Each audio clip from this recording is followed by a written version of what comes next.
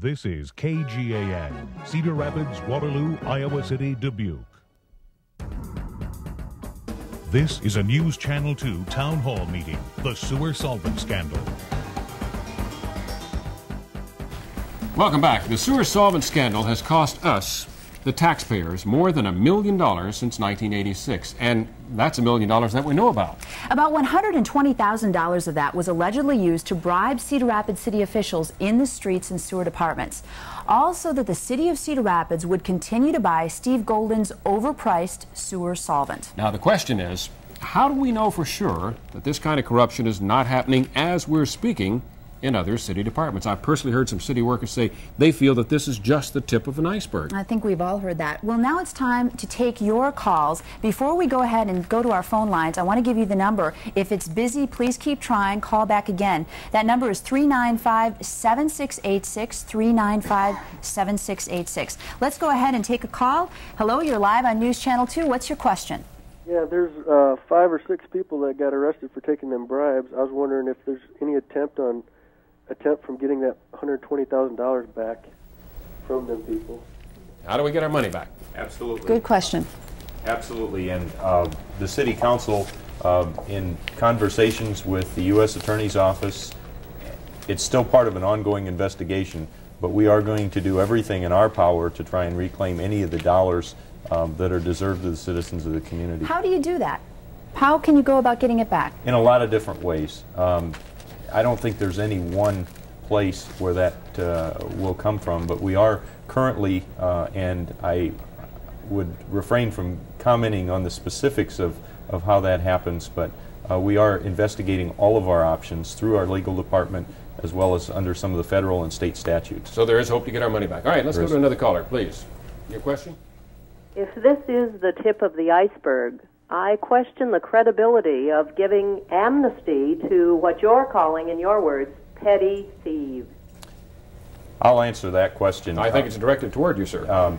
The word amnesty is an incorrect usage on, and I think that's not what the intent was here. We have 1,300 employees in the city of Cedar Rapids. Those 1,300 employees are doing what I consider to be an excellent job. Some of the controls weren't in place.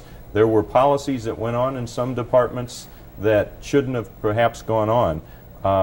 I think what we were talking about is ensuring that some of those things don't happen in the future. I don't believe that there is widespread, whatever you might want to say, petty theft or whatever. That does not occur. We have some very hardworking, dedicated employees in the city of Cedar Rapids. And I think this, because of the ugliness of this kind of situation, has caused a lot of people that work hard every day to get a bad reputation and a bad name. Okay, we want to continue to answer viewer questions. Go ahead, you're live on the air on News Channel 2. What's your question? Yes, what city officials did Bev Van Horn go to with the information before your report? And did she tell the current Cedar Rapids auditor? Why was she fired?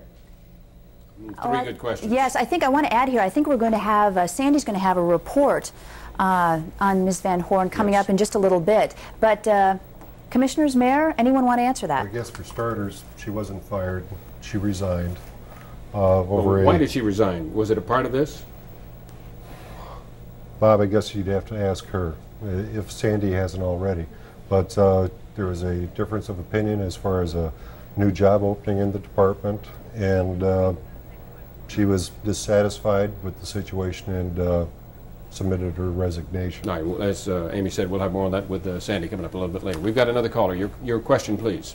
Yes, I'd like to know why city employees have tools to use at their disposal when the tax-paying citizen has to go out and rent them if they need to use one. Well, I don't think they really have them at their disposal. Is that correct? They don't. They don't have them at their disposal. They have them for use during the hours that we're doing work for the city, and that can be sometimes 24 hours a day when we're out cleaning streets or cleaning snow especially. So it's intended that they return all that those tools each day and turn them in, and that's what we're trying to do, is make sure. So a lot of workers have taken advantage. They're not supposed to take them home, and we've gone through that with them, and they understand. I talked to them this morning again about it. So hopefully that won't happen again. All right. Hopefully not. All right, okay. Very good. Still ahead, you'll hear from the woman who first blew the whistle. We were talking about her a moment ago. That was a year and a half ago. So why wasn't something done before now? That and more when we come back.